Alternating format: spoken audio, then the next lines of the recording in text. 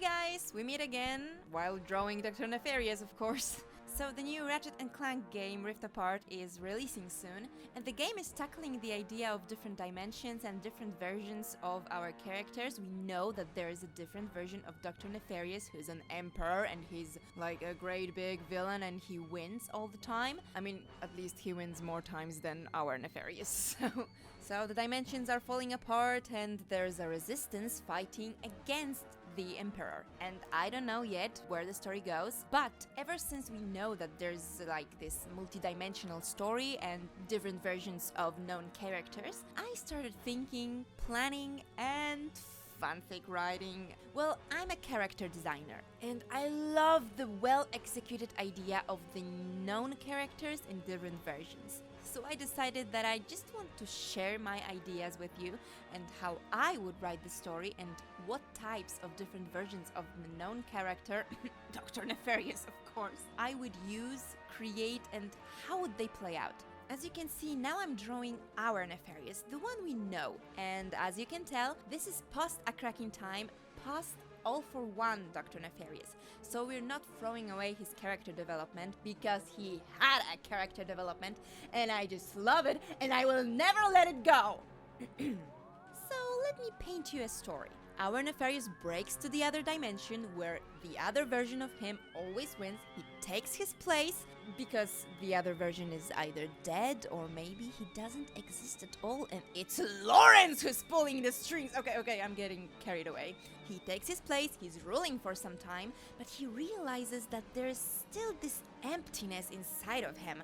Like, he thought that the satisfaction of winning and of being worshipped or something is gonna feel it, but that's not what happens. He can still feel it and he feels some kind of satisfaction, but he's not happy. And he haven't been happy for many years. And apparently, surprisingly, it's not because he kept losing. It's something else. But he doesn't have time to think about it more deeply because the other Nefarious, the one that actually owns this universe, he appears and he just kicks him out.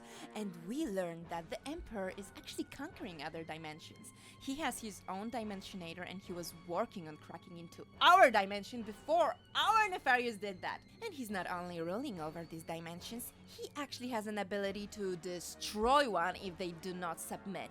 But who cares, right? I mean, we should, because he doesn't only target heroes, but he also targets himself, or the other versions of himself, because he has this egomaniacal point of view that only he himself can be a challenge to himself, and he hates competition. So he just gets rid of every Nefarious he comes in contact with. And our Nefarious is right on his target. So what our villain does? Well, he joins the heroes, of course. Why?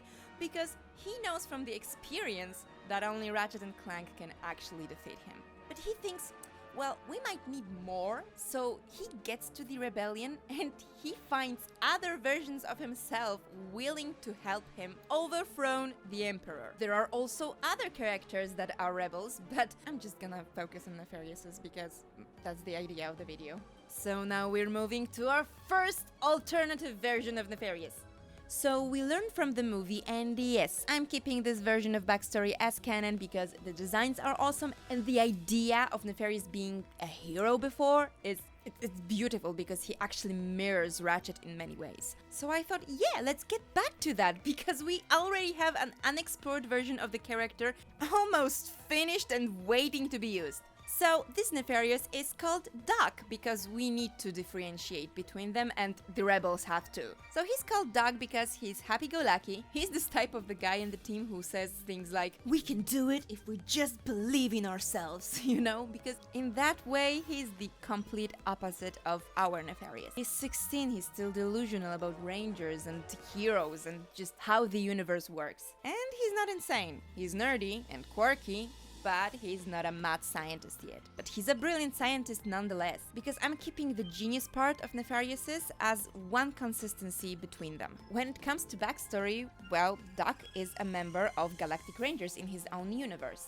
And his universe was attacked by Emperor Nefarious, but they didn't want to give up, So he destroyed them. And our Doc is actually the only person who survived that. So with all the happiness and quirks, he's actually masking his true pain and survivor's guilt. I mean, he's still a kid, he has a trauma, but he actually locked it away on the back of his mind. So I decided for him to be from the dimension that was actually destroyed, so we can have someone who can confirm that this Emperor is the biggest threat we ever faced in Ratchet & Clank. That there are proof that he actually goes with his threats, that he's not all talk, he's a cold-blooded... So now let's get to his appearance. As you can see, he's a squishy, because I want to keep our Nefarious and the Emperor the only Nefariouses that are robots. Why?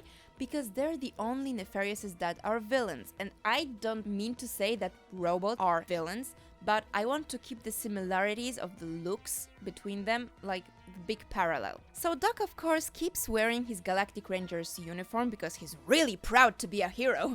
I mean, he worked his whole life to be in that team. And they didn't have time to let him down yet, like they did our Nefarious. He's a brilliant strategist, but what he most excels at is the repair department. He can fix everything, and that comes in handy later. He's also a coward, because, I mean, he's just a kid, and he didn't have a field training, so he doesn't know how to shoot either. He knows perfectly well how to build a weapon, but not how to hold it. Also still wearing braces, so I really want him to lisp. His voice would be a little bit higher than our Nefarious, because he's young, and of course he would lisp. And I think it would be a nice twist to have one Nefarious have a British accent and let it be a dorky nerd. Like, why not? Oh, he would speak a bit like that, but with British accent that I cannot do because I'm Polish. And he would annoy the heck out of our Nefarious. I want him to exhibit a lot of childish behavior, but I also want him to be the heart of Nefarious' team. He's Private from Penguins of Madagascar, and I have in mind this really heartbreaking scene that doesn't seem heartbreaking at first, but he's just watching TV, and he's just like surfing through channels, and he just sits down and Ratchet comes by and says, "Hey, what's up?" And he says, "I have no idea. Every show I've ever watched, every movie I've ever watched just doesn't exist in this universe." And he just breaks down because he says he doesn't even have this. So every memory he has is pointless because all those people, all those things he experienced might have not existed at all and nothing would change for the rest of the multiverse. What does it make him? Hiccup on a timeline? I don't know, I'm a sucker for downers for some reason.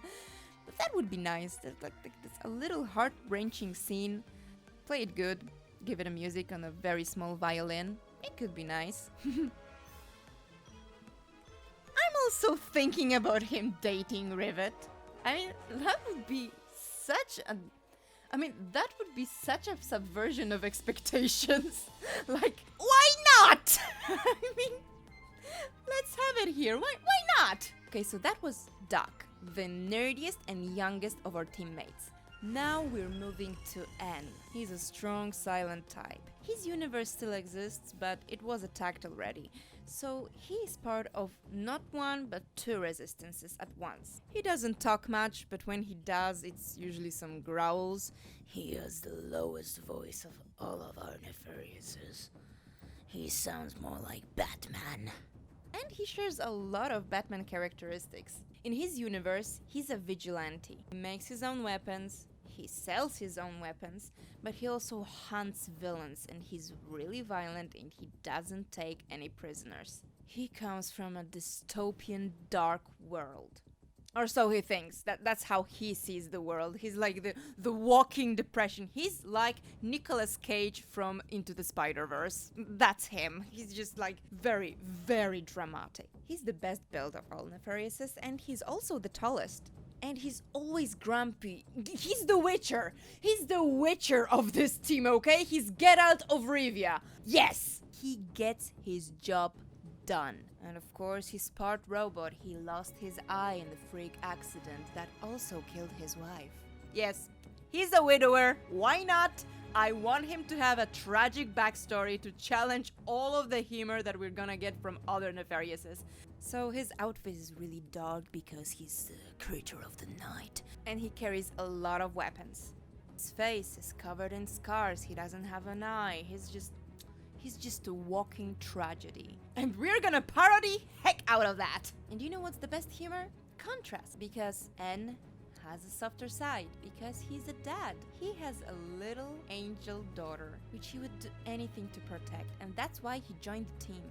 He wants a bright future for her, not the one under the iron rule of Emperor Nefarious, or the one with the destroyed universe. He's also the one who actually really understands and speaks a lot with Doc, because as the father and the oldest Nefarious, with the most good guy experience, he's taking a role of a mentor of sort in the entire team. He always knows what to say. He doesn't say much, but when he does, it's always good. And he only smiles for his daughter. He just changes completely when she's in the room. He's the only sunshine he has left.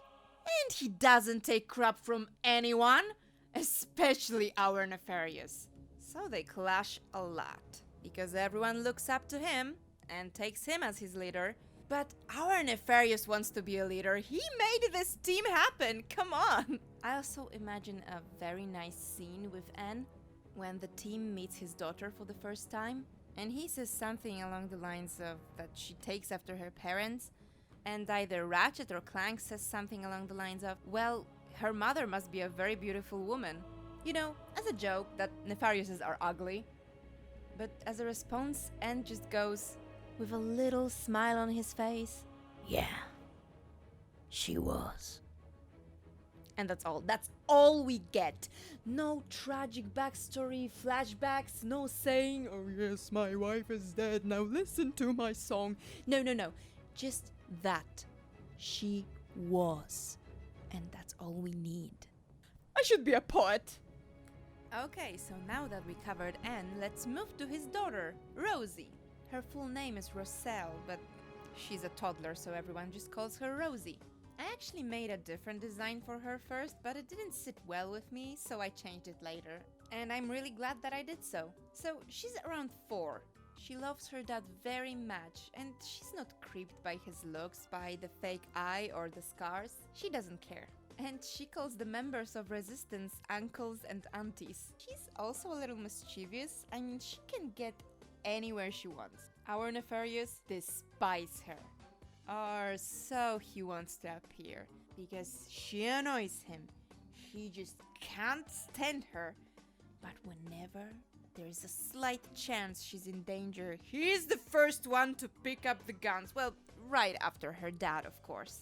Rosie is also smart, so whenever she's left with Uncle Nefarious, she knows how to crack him, so he just plays a soap opera and she can be a mischievous child. And she uses that time to mostly put stickers on everything. Like, she loves stickers and glitter. She's a bit like Mabel Pines in that department. And robots are her favorite surface to put stickers on, especially Uncle Nefarious and Uncle Clank. I think it would also be cute in the game to have like the stickers to be customized skins. Like, you can pick stickers to put on yourself. Like, I think that would be cute and a fun mechanic. Just a thought. And maybe even do a community contests where the fans can design new stickers. Just a thought. Her mom died when she was just a baby, so she doesn't remember her, but her dad is more than enough. And as you can see, she has her plushie companion, and her plushie companion is a Zoni! I need a plushie like that in my life, I really do. And the Zoni's name is Zuzu, because that's how she calls it when she was a baby, Zuzu. Because she couldn't say Zoni, and oh my god, I'm getting overwhelmed with cuteness. Let's move to the next Nefarious. Okay, so our last but definitely not the least version of Dr. Nefarious is Neffy. Because no list of alternative versions of characters would be complete without a gender bend. Yep, Neffy's a full-fledged woman. And she puts mad in the mad scientist. She's nuts. And I'm not sure if she's evil, actually. She would constantly switch between working for the Emperor and working for our heroes. Why? Because she just likes chaos.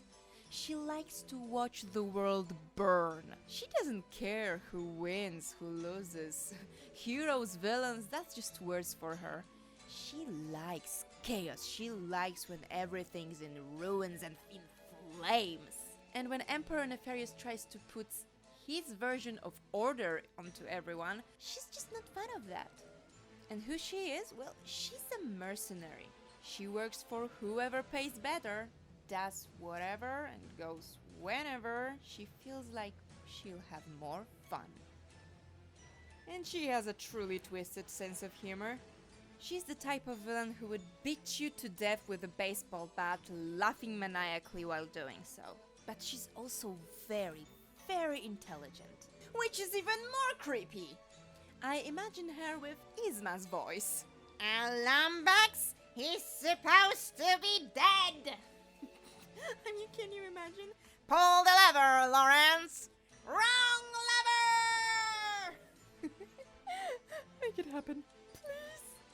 She's also the mistress of manipulation. She can make you think and do things that she wants with just one sentence. And she has no boundaries and no breaks. No one actually knows what her deal is.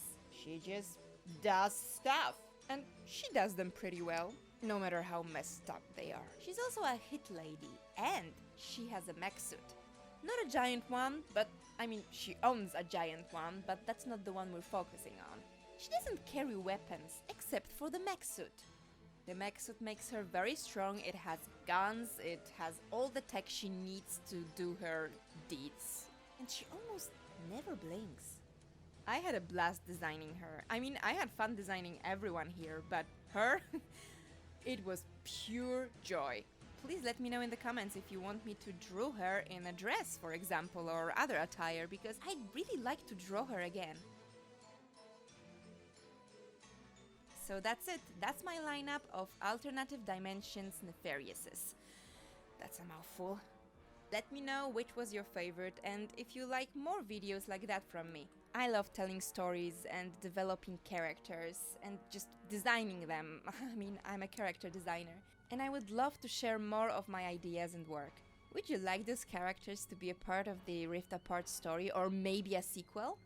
Let me know. And see you later. Bye!